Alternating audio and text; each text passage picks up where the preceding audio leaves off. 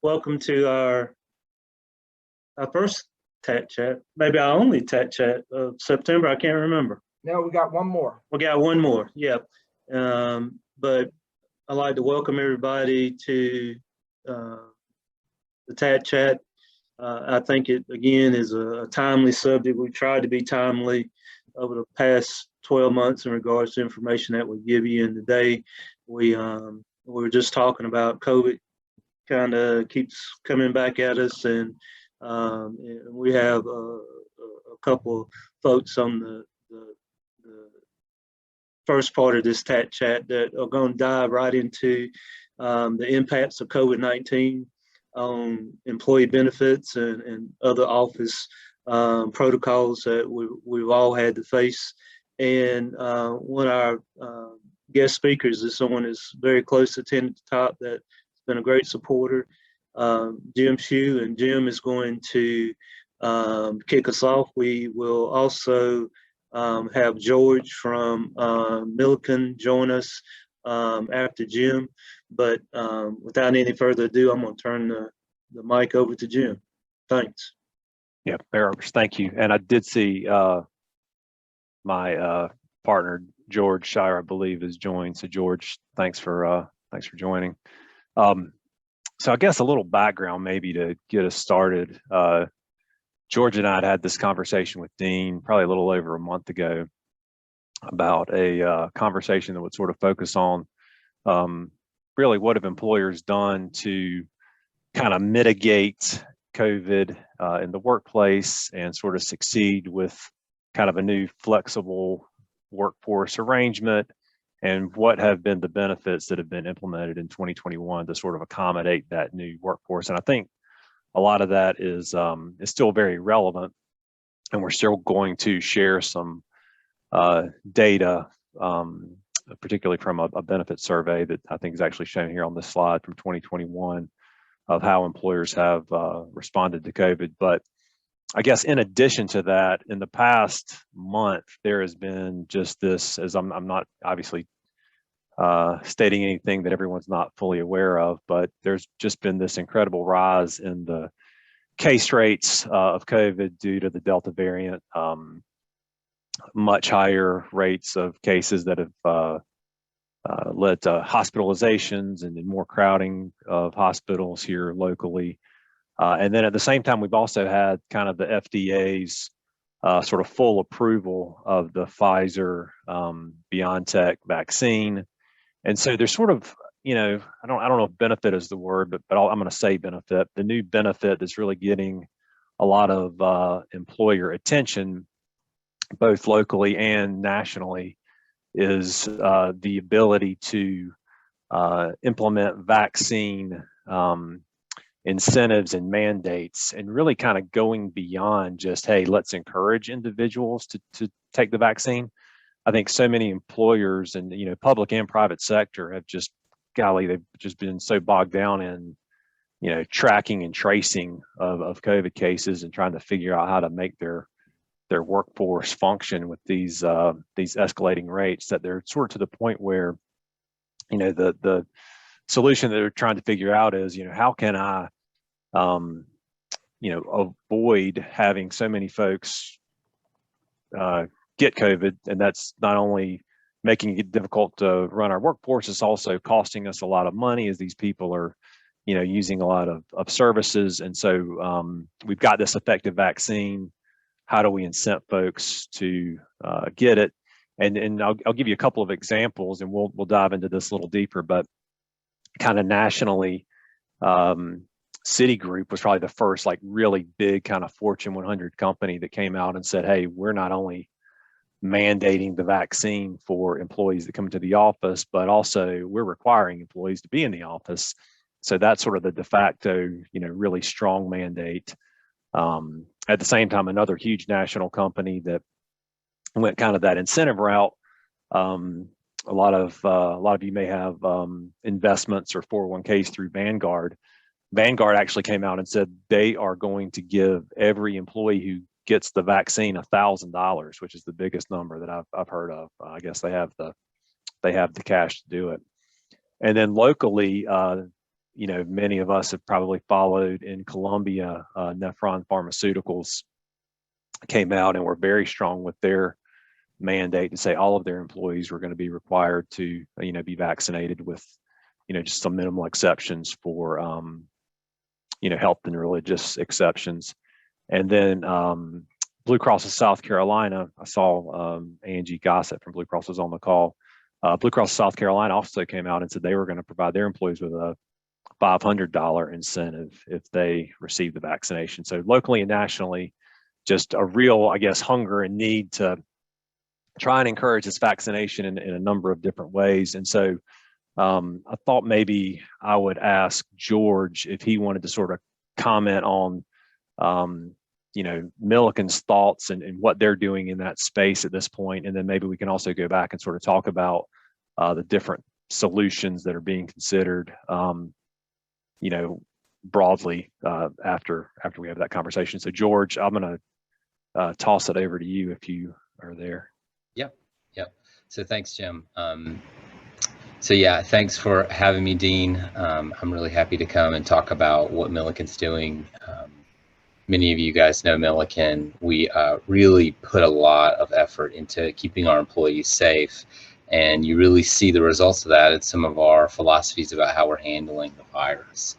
And so what I wanted to do is share some of the things that we have done that I think have been very effective, and also sort of give you guys some, I would almost call it like some philosophies that you might want to consider in your areas, whether you work for a public institution, private institution, charitable institution, whatever. There's a lot of things that we have done that I think have enabled us to really limit the number of positives and also limit any exposure of our employees. So one of the things we have is we actually have a virus team. So we have a group of people, and they are our designated experts, and whether that's looking at local conditions or sort of establishing the rules that we need to follow. And now more than ever is understanding what CDC guidance actually means and how we apply that in various different work environments. So at Milliken I'm standing in a big office space. We have about 27 plants in the US. So each plant is slightly different. We're up to about 6 or 7 different, I'll call them technical lab centers around the world. So we have to have rules that work in all those different environments. And so that cross-functional team, which is people who are sometimes business people, HR people, as well as, our health and safety professionals, they really help us understand how to respond to these changes. And I think one of the most important things that we have is we actually have what we call a protocol manual. And so essentially what that does is whenever we solve a problem, we can document it so that the next time the problem occurs, we have a guide, we have a path to follow. So that, if I can remember in the early days, we would have to figure out what quarantine process we should use based on who is exposed, and is it a household member, is it a coworker, is it someone you barely came into contact with. Having a set of rules, having a rule book to follow makes that easier, because every time that a situation happens, you can apply a repeatable solution. Another thing that honestly has been a real godsend for us is our communication resources. And so I have another slide that is just there for an example to show you some of the marketing that we've done. This is not to say this is the right interpretation for your group, but these are just examples of graphics and other marketing collateral that we use. One of the things that is really a phenomenon that's happened since 2020 is that now employees view their employers as the most trustworthy source of truth.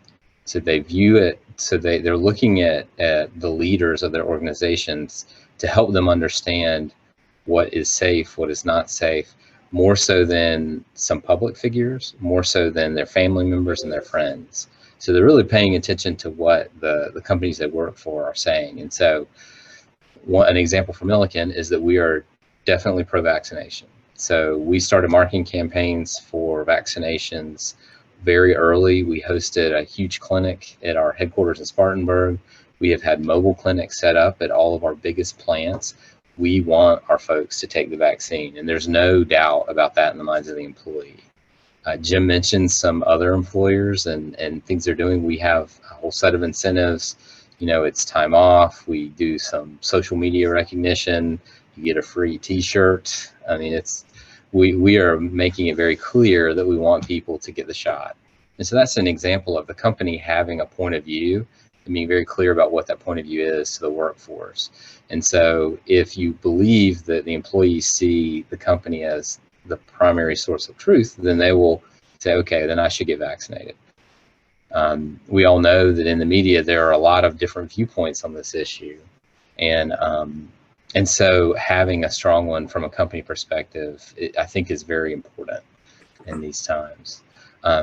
We also find ourselves helping, back to that manual, helping employees determine what their reaction should be to certain situations, right? Whether that's when to wear a mask. I mean, at one point it was easy because you wore a mask everywhere. Now it's, you know, in a lot of situations outside of work, there's no mask requirement, but still people will wear masks, and, you know, given just depending on what the local situations are. It's something that I think people just rely on you as an employer a lot more today than they would have a few years ago outside of the situation. So, Jim, do you want to go through some of these benefit changes and stuff like that now? Yeah, sure. And I guess maybe let me just sort of follow on to what you went over. So, you know, I think Milliken has a really well understood point of view, like your employees understand where you are, you have those incentives in place. And I think where you are is kind of where, you know, really public and private sector, but you specifically, I think, read more about it now for public sector employers, is, hey, we want to figure out how we can have that point of view and really show our employees that we're behind promoting the vaccine.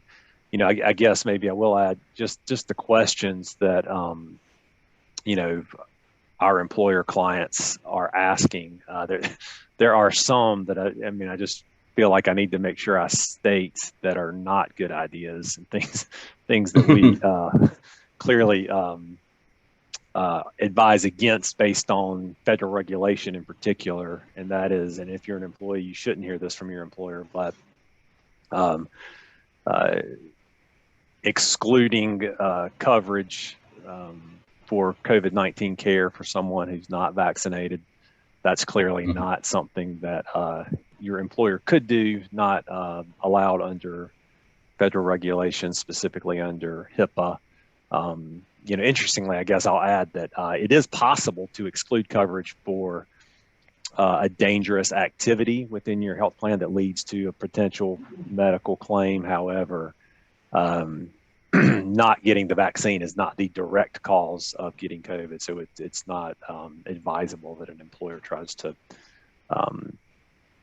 create a benefit that would exclude coverage for COVID, and then sort of similarly trying to create a benefit that would say, in order to get coverage, you must, you know, have taken the vaccination. However, you know, I'll say that the ideas around doing a mandate, that's certainly very supported by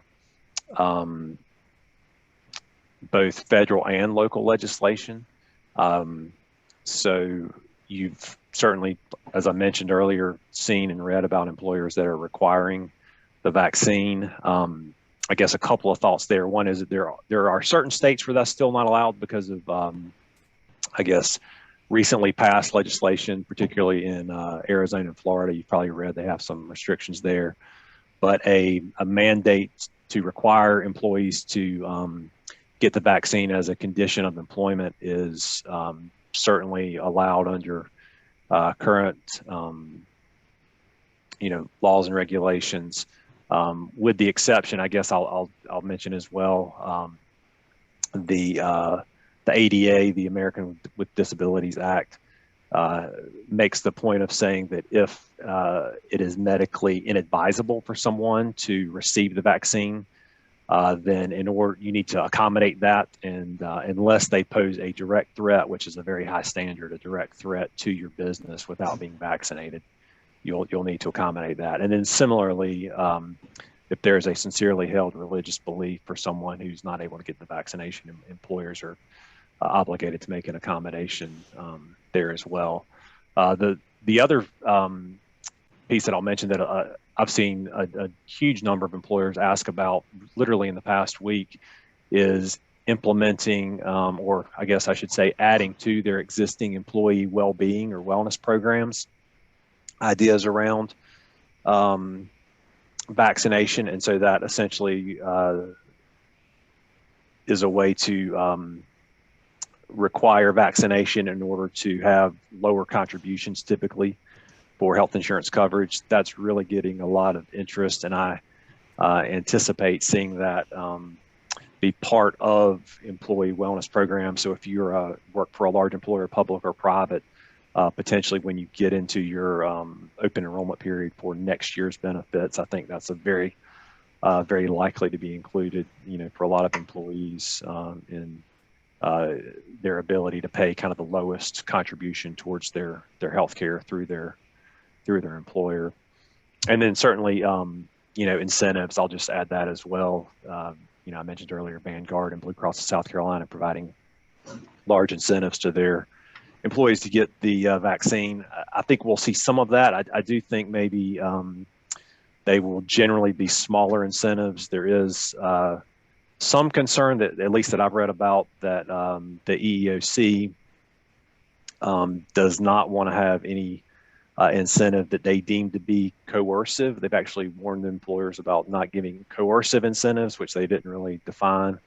I'm not sure how, what the monetary value makes in an incentive coercive, but certainly small incentives, I think that employers would, essentially give employees sort of small, cash benefits that would be taxable, in exchange for getting the vaccine. We're going to continue to see more of that. So I guess, just like I said, George, sort of following up and commenting on, or adding to, the incentives that you're offering at Milliken. Those are some other ones that we're seeing a lot of. With respect to benefits, though, I guess let me shift gears a little bit. So at the end of 2020, which is, amazing. I mean, we were really deep into COVID in 2020, and now it's this far into 2021. But a lot of employers also were looking at, how can I make my benefits, I guess, fit with the new reality that we're dealing with a need for more remote work, kind of more virtual care, a real focus on behavioral health. And so I actually have this survey that our company did, Marsh & McLennan Companies did, that I wanted to sort of share. And that's what this slide references. This is a survey that is part of an annual survey that we've done every year since 1993. And a couple things that I wanted to point out here. The top of that slide, if you don't mind bringing that back up, Justine. Go to the one prior to that, if you don't mind. Yeah, right here. So on this slide, you can see it was a really interesting year in 2020 because we were in a position where a lot of care just wasn't being delivered.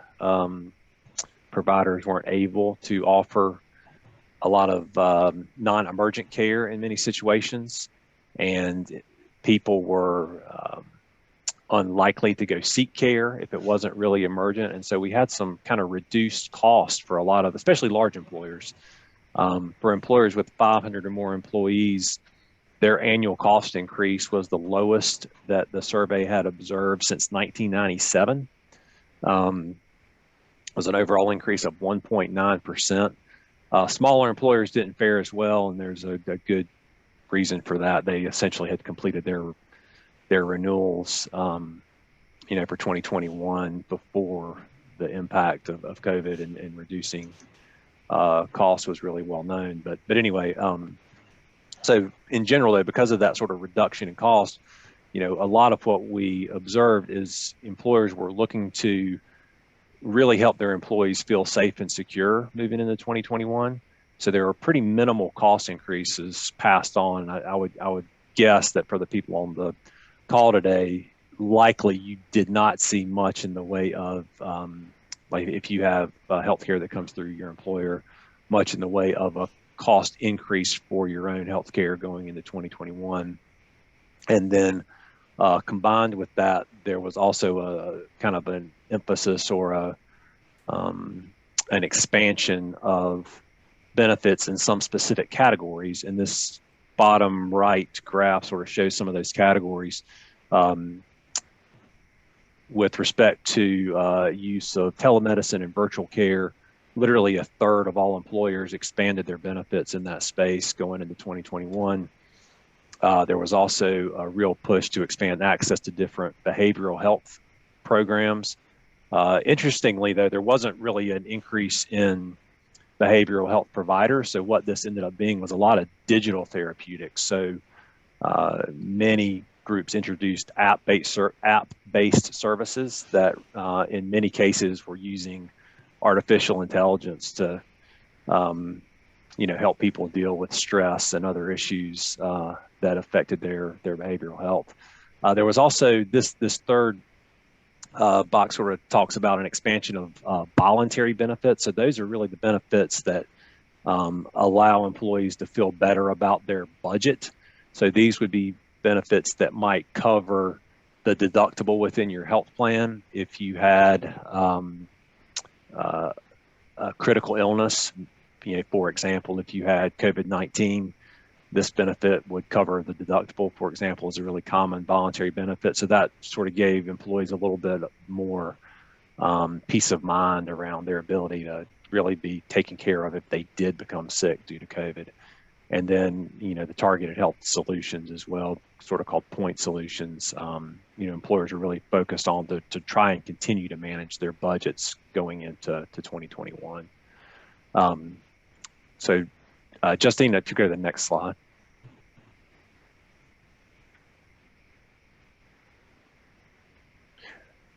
The other piece, I guess, that I wanted to mention is at the same time that benefits were being expanded, I mentioned that there wasn't a lot of cost shifting. So you can see that in the top left bar graph as well. In 2021, there were, in many cases, you can see an actual reduction in cost for employees, and then only about, on average, maybe 15% or so of employers actually increased contributions for employees going into 2021. And then there's certainly a real focus on offering benefits that are going to be allow for a flexible workforce, that are going to address behavioral health and expand virtual care. Those are kind of the three sort of big themes, I would say, that I think are sort of here to stay, with employee benefits. And I would guess that folks on the call have seen seen that in their own benefits. So, I can. Yeah, sorry, go ahead. With a couple questions. I first want to mention, you talk about behavioral health. There used to be certainly a stigma of some, in some cases around people, not wanting employers to know about they were going to counseling or things of that nature. And that has really shifted in the last 5 years. And I would say even more so since COVID started. And maybe if you and George could both talk about kind of how that has changed and the perceptions, and the support that employees are seeing in ways that they were not a number of years ago. Well, yeah, George, you want to take that? Yeah, sure.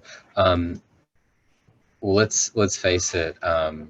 We are in a really tight labor market, and so doing things that make employees feel more healthy and comfortable is a way to retain people and to attract people. So I can tell you at Milliken, we've done a lot of that. We have, even though we are still not, quote, back in the office, when we are back, we will have a lot more flexible work schedules, and, we'll have the ability for people to work from home. In some cases, 100%, other cases, 2 or 3 days a week. It's just part of, I think as a large employer, you have to have a strategy to help retain people and keep that engagement. In terms of behavioral health, we've granted accommodations in the last year that we would have probably not even considered 2 years ago. And whether it's something like counseling or EAP type services, or I had several situations where people requested to work from the office, not required to, but literally said, I want to come in, I want to see people, I want to sit at a desk that's not in my house. And, we certainly have allowed that. I think I think that the pandemic is forcing us to change how we interact with employees as employers. And we've got a few other questions, and I'll kind of Dean, jump into. I'll add to that as well. I think there's also a real ability for individuals to be more anonymous now when they are receiving care. That was not always the case, and that actually that was one of the reasons why the EAPs were so beneficial, because it was really anonymous. And then the ability to have virtual care has really expanded the ease in which people can access those behavioral health services, and I think that's made a real difference also. Perfect. It's interesting, the questions we have, some really good ones, and the one Jordan has, if you've been able to read it, because it's a little bit lengthy, about kind of the unintended consequences.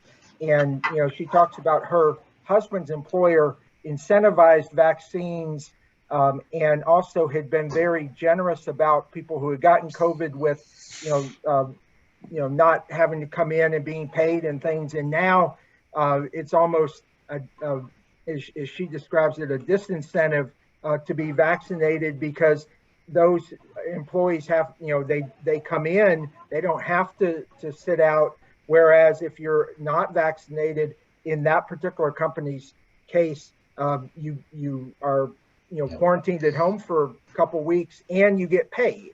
So are you seeing that? And do you think that is going to change, where maybe, or have you seen companies where if you are not vaccinated and you get COVID, where you have to take non-paid leave, whereas those who are vaccinated are? I will, mention the National Football League has done exactly that. So, it's interesting, and I'm curious if you guys have seen that with George, with Milliken, or Jim, with other companies you work with. Yeah, that's the situation here at Milliken. You don't get granted extra leave pay because you're quarantined. And so if you're not vaccinated and you have a close contact with someone who's positive at work, we will hold you out on quarantine. And at that time, you have to use vacation leave, sick leave, some kind of paid leave, or else take it with no pay. And so that was a change that we implemented, I believe it was in the fourth quarter of last year, and it was specifically to avoid this situation. Actually, no, it wasn't in the fourth quarter last year. It was after we had all of the vaccination drives and stuff like that. Whenever we split the policy between vaccinated and unvaccinated people, because it is an incentive to be vaccinated if you're someone who works in a plant. And that if the person next to you gets sick, that means that you don't have to miss work. And so it's not an intended incentive, but it is certainly an incentive. Now, that being said, the prior question from Kay, I'm happy to answer. The percentage of Milliken people vaccinated, it varies widely. So there are some of our plants where there might be 30 or 40% people vaccinated. I have some, particularly in other countries, where we're over 90% vaccinated. So I thought this policy change would really drive vaccinations, but it really hasn't. It's increased by about 5% at most of our plants. What has actually had a more lasting impact is we've had several, like I'm sure many people on the call, with an employee base as large as ours, we've had several fatalities as a result of the virus. And when that happens at a plant, that tends to drive those vaccination numbers up as a result. So, yeah, sorry, Jim, I think I cut you off. No, you're fine. I just wanted to kind of make an additional comment just to add on to what you're saying with respect to that question from Jordan. So, when the pandemic first began, there were requirements under the CARES Act for, employers to cover emergency paid sick leave. And, when you quarantine and were out, that had to be paid time off. That's not a requirement for employers anymore. That's optional if they want to extend, that leave for individuals who, are quarantining or have COVID. So, I think that's going to be a really employer specific question. The employers don't have to, like I said, extend that additional paid leave. So probably to the extent they don't, or maybe as Dean mentioned, you won't see that continue, I wouldn't think. And we have a question from Adam about would a vaccine mandate open up employers to liability in the case of a vaccine injury? I know in South Carolina there was a lot done at the legislative level around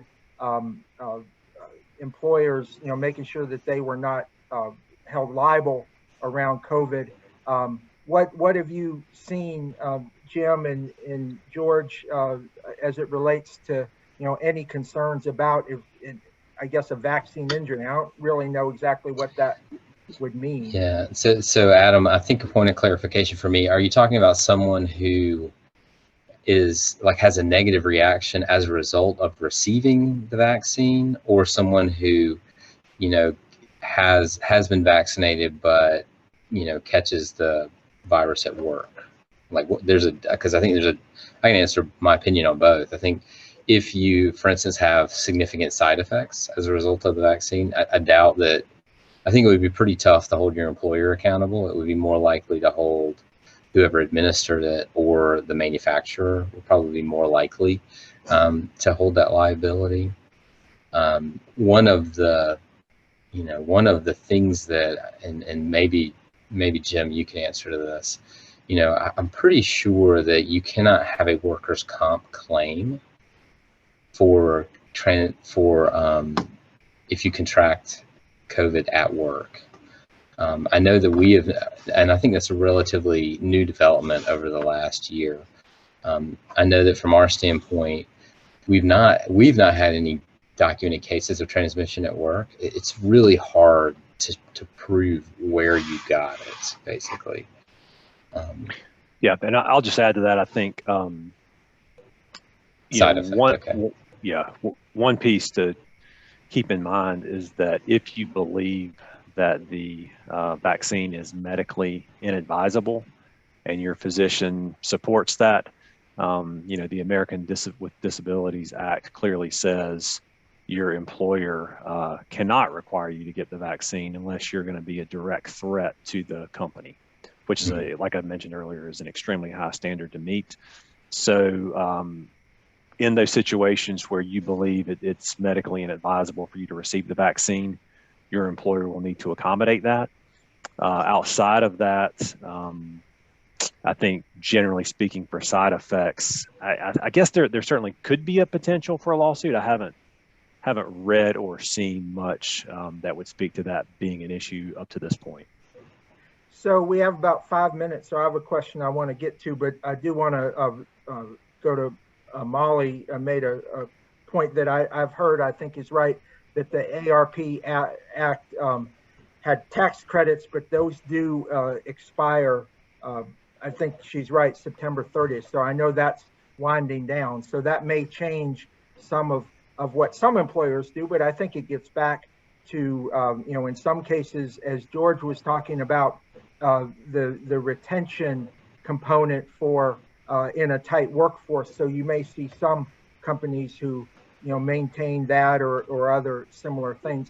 And that's what I wanted to end with, is get to, let's look ahead to the next year and next 5 years. And I know when we talked earlier, Jim and George, you guys, had some really good points about, as you're looking to retain workforce, how competitive it is going to be around a number of benefits that years ago were not even on the, on the docket, but now are very important as it relates to flexibility of work time and other things. What do you guys see as the trend?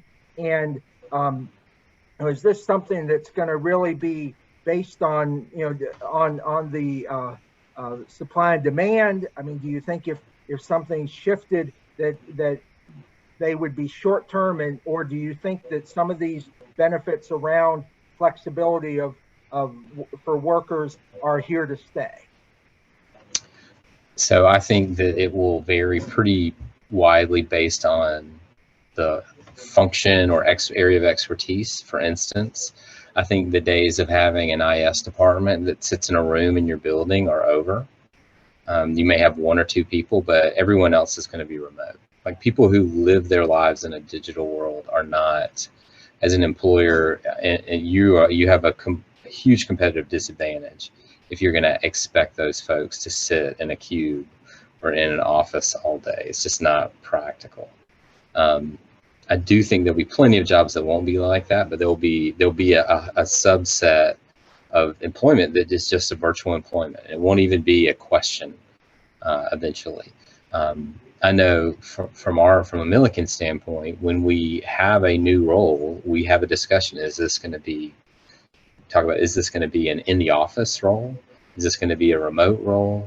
We will decide that. And I can tell you that 3 years ago, they were all in the office. We never talked about it. It was never really even considered. So I think that conversation will happen for a long time, probably permanently.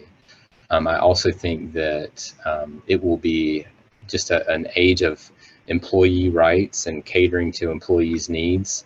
That's also here to stay, because employers have figured out that it's a competitive advantage, right? I can pay, if we offer the same salary, but you want to work in my environment more, you're going to come work for me. Versus historically, employees did not have as many options. So I think that's here to stay too. Yeah, I would add, I think, the vast majority of employers have that same view that George is sharing. And if you looked at the Marsh McLennan survey that I referenced earlier, 87% of employers already have or are planning for more flexible work post-COVID. So they clearly think that long-term, that we're going to be in a situation where accommodating a flexible workforce is going to be a requirement. Now, certainly that's how they feel now. If the labor market were to change, potentially that could change. But I think, at least at this point, the vast majority of employers, have that same view that George was describing. Well, certainly this is a dynamic subject, and there are a lot of elements of it to go into. And I appreciate you all, kind of taking some of those pieces and putting it in a real world standpoint for what's happening in our businesses here in the Upstate and across the country. Certainly, and if you both would mind putting your contact information in the chat, if anyone wants to reach out directly, they can certainly do that. And we will include the slides that you all saw as part of the summary that will go out tomorrow to everyone. So George and Jim, thank you both very much for being with us today and for sharing about this topic. Yeah, thank you, Dean. Glad to do it. All right, so I very quickly am just going to give a quick update with 10 at the top. I know some of you were with us last Monday for the Blues, Brews, and Barbecue, a great event out at GSP Airport.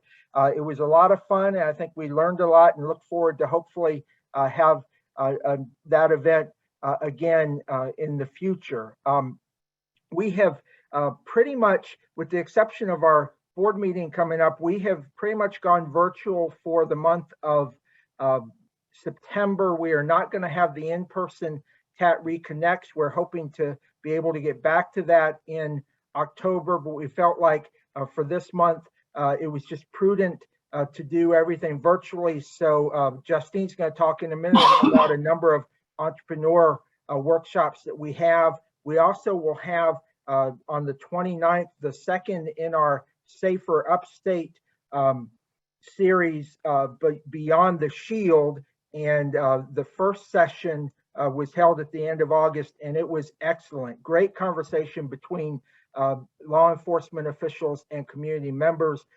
Justine, if you could possibly, I know I'm asking, had not prepared for this, but if you could put the YouTube link up for that Safer Upstate session, I would encourage anyone to check that out, because it was a great session, and we're going to have the next one coming up in a couple weeks. And you can go to our events page, which the link is up now, to register for the session on the 29th.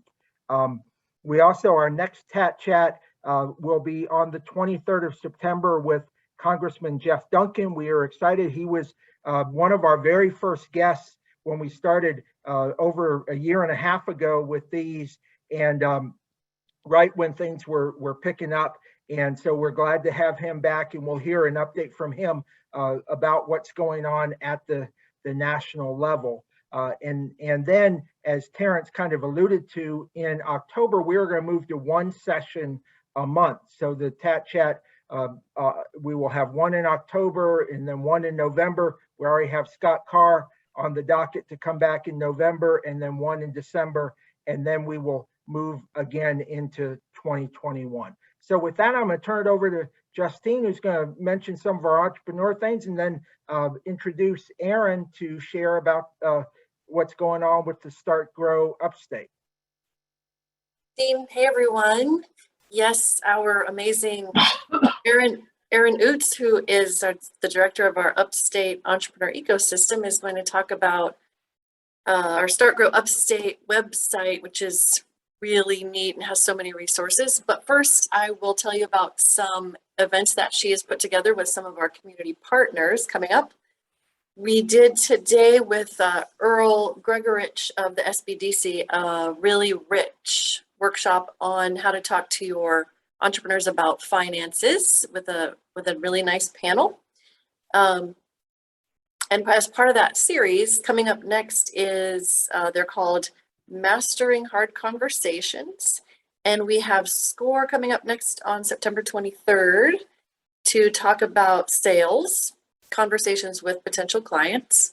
And then Anna Parra of Community Works, their Women's Business Center, she will be talking about networking, difficult conversations, networking, on October 7th. And then Erin herself will be talking about problems in communication and how to solicit feedback on October 21st. So I will put the link to where you can find those events in the little box here. But now I'd like to introduce Erin to talk about the Start Grow Upstate website. Erin, take it away. Justine, thank you. And I have shared my screen so y'all can all see the website, so you'll know what we're talking about when we talk about Start Grow Upstate. And Justine, thank you for going over the workshops. We do two types of workshops. Well, the primary workshops that we do are focused on people who work with entrepreneurs, and we call those entrepreneur support organizations, or ESOs. So that would be SBDC, SCORE, potentially lenders, Women's Business Center, folks who have entrepreneurs as clients. But the program that Justine talked about is the one that we do directly for entrepreneurs, but in partnership with the Small Business Development Centers, SCORE, Service Corps of Retired Executives, and the Women's Business Center. something that's not done many places around the country. So that's kind of a really neat thing that we do. But I'm going to talk about Start Grow Upstate today. We, as you may know, we rolled it out in June. We've spent the summer learning about it, learning what it can do, and we have a few statistics for it. And then we have some continued plans for driving traffic to the site. So as you see, this is the site. It allows you to search for all kinds of crazy, unbelievable resources to support your businesses. And we, as I said, we've been learning about this.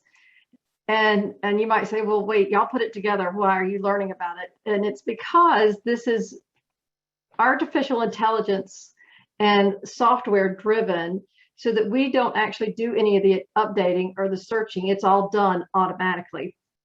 And so I'll give you an example of some of the resources that they have uncovered. So if we are at the site, which is startgrowupstate.com, and we click on Explore, there you have a few different tabs that you can choose from. But if we click on the Industry tab and we scroll down to Construction and Real Estate, if you have one of these, if you have a construction firm or real estate firm and you would like to grow it, they have bid postings for a variety of different cities, as well as your vendor contract packets, Greer bids and proposals, Greenville permits and applications, as well as connections to the Hispanic contractors construction management training. These are resources far beyond the expected, oh, well, here's a consultant, or here's someone who will, help you put together a business plan. These are true resources to help you start and grow your business. If we go back to this same Explore page and you have no idea what you want to do for a business, you would click on Stage and you would click on Idea, and you get a whole nother set of resources or programs that will help you kind of sift through what your ideas are to get to a point of where you can start to test its feasibility. So the site itself has turned into quite an amazing resources for people in the Upstate who want to start and grow their businesses. The other thing, so in doing this, we've developed quite a bit of a social media following. I'm going to have to look down a little bit to see my numbers, make sure I get them correct. We started from 0, so just remember that, and we had the summer. But as of now, we have Instagram. We had 352 engagements in August, whereas in June we only had 23. On LinkedIn, which is where, of course, we would get most of our business-related traffic, we had 531 impressions in August, whereas we only had 187 in June. But the other interesting thing that we've seen with the traffic, is where it comes from. A good bit of the traffic comes directly to the website, because we are now going out and doing programs and standing at the table with the banner and handing out cards and say, go visit the website. So there's a good bit of traffic that goes directly to the site. But we have about, I'm not going to get the percentage correct, but we have a good bit of traffic that comes to us through the Cherokee County Chamber of Commerce site.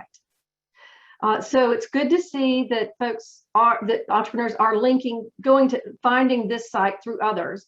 And to give you another example of other folks who find that it's valuable, Earl Gregorich, who's the Greenville area director for the Small Business Development Center and ran our program at noon today, he said that they have now put that on their resource website as the top resource, because they find that if someone goes to the Start Grow site, they get pretty much everything they need. So we will look forward to seeing many more visits coming directly from there.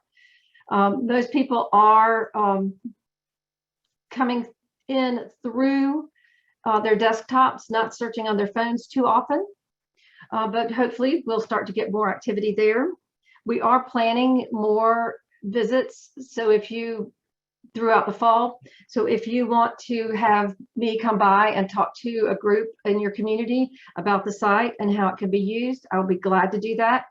did that down in Greenwood last week. We are working on a campaign this fall that will launch October-ish, which is going to be our linking campaign, where we will send emails and notifications to all of our partners and all of you about how to put a link on your site. And we are, as we get closer to Global Entrepreneurship Week in November, we are working on some articles in some of our business magazines and newspapers in the Upstate. So we are working on getting traffic to it now. We know it works and it works well, so it's just visiting it. So please, anyone who talks to you about starting or growing a business and they're trying to find a resource, startgrowupstate.com. They can get to it on their phone. They can also get to it on their desktop or an iPad, and find all kinds of resources to help them start or grow their business. So that's pretty much where we are. Justine, should I show the events page? Yes, and maybe what if someone wanted to put something on the site? They want to put something on the calendar or add their resources. All right, let me find my site again. Looks like I might have closed it up.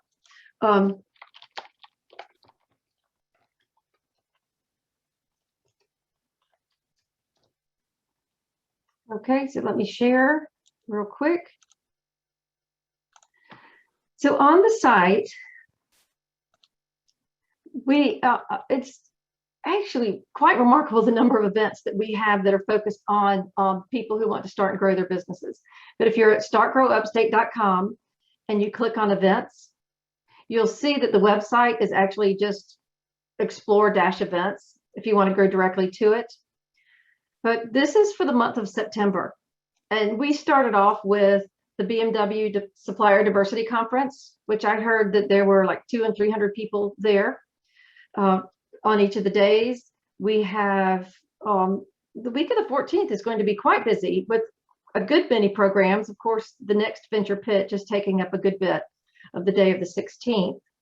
But if you have an event that is educational or will expose business owners, entrepreneurs to business opportunities, you can just click on submit your event, and it will take you to a page where you can just fill out your information and attach a flyer if you need to, and then just click submit.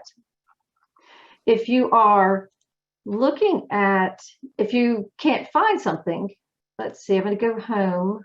Let's go to explore. If you can't find a resource, I'm going to go to state early again. If you scroll down to the bottom of the page and you haven't found something, well, you'll see, well, we have quite a few resources if you just have your idea. So you can filter your ideas. And if we want to look at a boot camp, there's only 2 boot camps in our area. There is at the bottom of each page, you can go to the search page or let us know if you couldn't find something. So you would just click, fill out this form, your name, contact, and what you're interested in, and then click submit on that. But also you can submit a resource at the top. So there's a variety of ways for you to provide information or build information into this if you find that your information is not there. And I'll give you an example of that.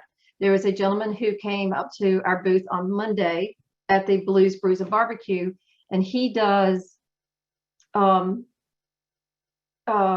exhibits for trade shows and things like that. And that's something that's important for a business owner as they go to, showcase their services and products. So, and he's not on the site. So we explained to him how to get on the site, and we look forward to them being searchable and other entrepreneurs being able to find them. Good. So please visit startgrowupstate.com. Thank you, Erin. Anyone have any questions? So here we go. Just posted WSPA. There's a question, I think. It's actually related to Oh, yes, the mandate. the virus of a mandate of companies with 100 workers or more require them to be vaccinated or tested for the virus weekly. So obviously that issue, and thank you, Johnny Lynn, is continuing to evolve, and we will see how things move forward. But just to wrap up about the Start Grow, Erin, thanks for doing such a great job with the site. Some of you have been engaged with us for a long time, and we started conversations around trying to create something like this really a decade ago. So it's really very good to have this, and I think it will be very beneficial. But as Erin said, it's only going to be successful if people know about it. So any networks that we can continue to promote, and if you have pages that make sense to have a link to the site, we really appreciate that. So Justine, I'll let you wrap up and then turn it over to Terrence to close us out. Okay, I feel like I'm just passing the baton along in the Olympics. Thank you. Thanks, Erin. We are so excited about Start Grow Upstate, and we look forward to talking to everyone in the Upstate about it throughout the fall. Mayor Roberts, I think we're ready to adjourn. Okay, thank you. That was, as always, a lot of good information. I want to again thank Jim and George for their outlook, and especially George has always been willing to share what Milliken's doing across the globe, and appreciate that. And Jim is always there with pertinent information. The other thing I think is I was on our website, 10 to Top website today, and I'm a little biased, but I think our website might just be the most informative. Information's there, stuff you can use. Start Grow Upstate is pertinent, and Erin's doing a great job there, and we got a lot of information on that website. So as Dean said earlier, we've done a lot over the years to make it a robust website, so please check that out. I just want everybody to have a good weekend and be safe, and wear your mask, stand 10 feet apart, and wash your hands frequently, right? All right, see y'all later. Good. Thanks, everybody. All right, thank you, everybody. Thank you.